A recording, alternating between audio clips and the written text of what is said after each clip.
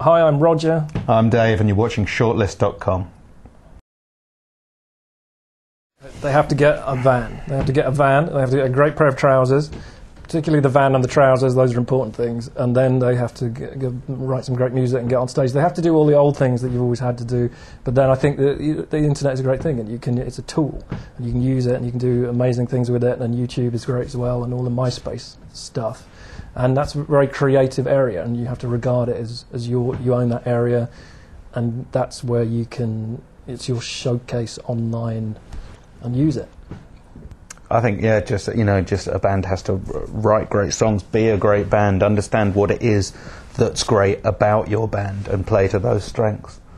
The same as it's always been, really. I mean, there might be different ways to get noticed, but really the core of being a great band is affecting people. Van and trousers. Van, trousers, deal. Face paint, optional, can be good. Glitter could be good. It's about time it came back, I think. Not so much Gary glitter. Less of him. A little bit. Maybe not. Well, I mean... After you, Dave.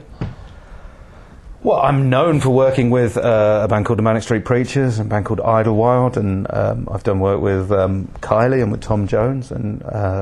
I loved working with a particular band called South, who I think I did some of my best work with them as well. So.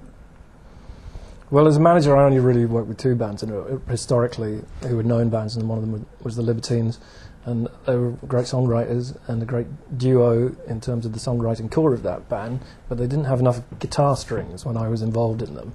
They had a lack of them, but I think they had about 3 or 4. They never quite made it up to 6, so that didn't go all the way in terms of my involvement with them. And then Razorlight came along, and they had more guitar strings, and that made them, I think, a fully formed prospect, and they went on to do good things.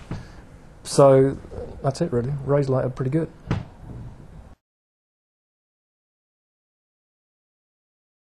The internet has had an effect, and it's helped bands get to the starting block, I think, because it's a shop window for them, and then they can be discovered through that means. So they can do it.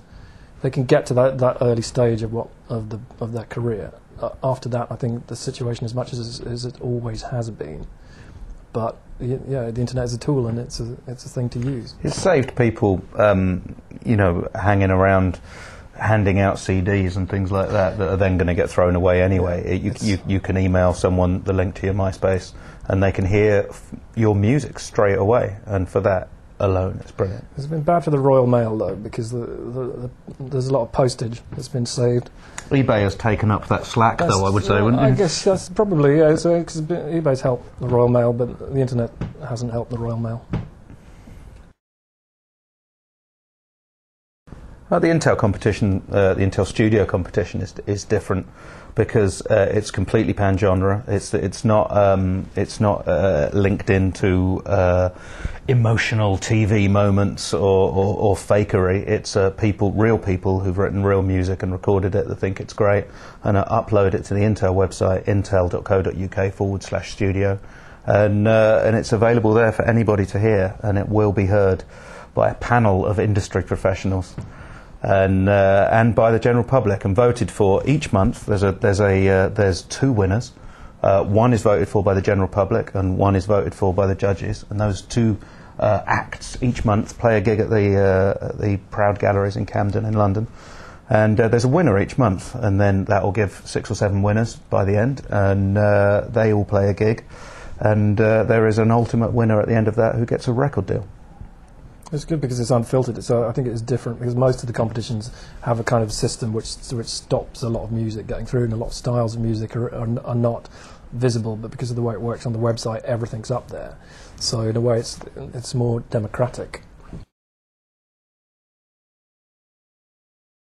Music industry. I think the likes of X Factor is a unbelievably negative thing on the music industry. I think it leads to processed anodyne pop crap, badly sung.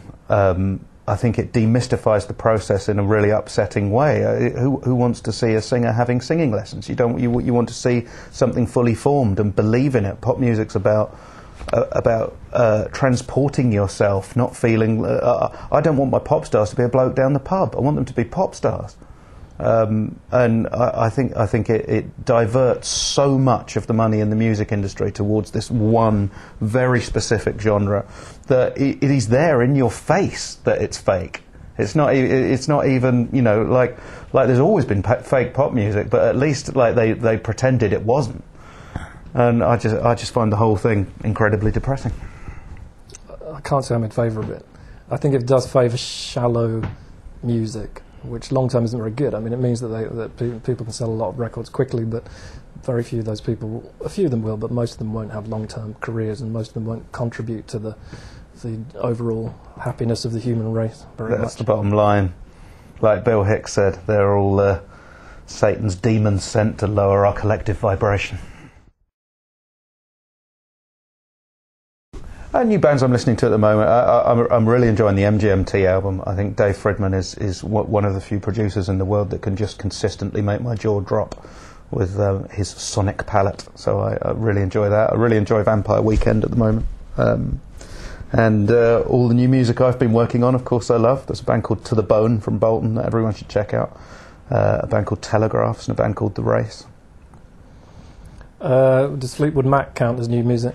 I'm not serious. There's a singer-songwriter called Joseph Arthur who's been around a long time. He's an American artist, and he's put out loads of records, and some have had some attention, some haven't, and he's got a new album, and it's amazing. It's an absolutely brilliant record, and I can't remember the name of it, but it's the new album by Joseph Arthur.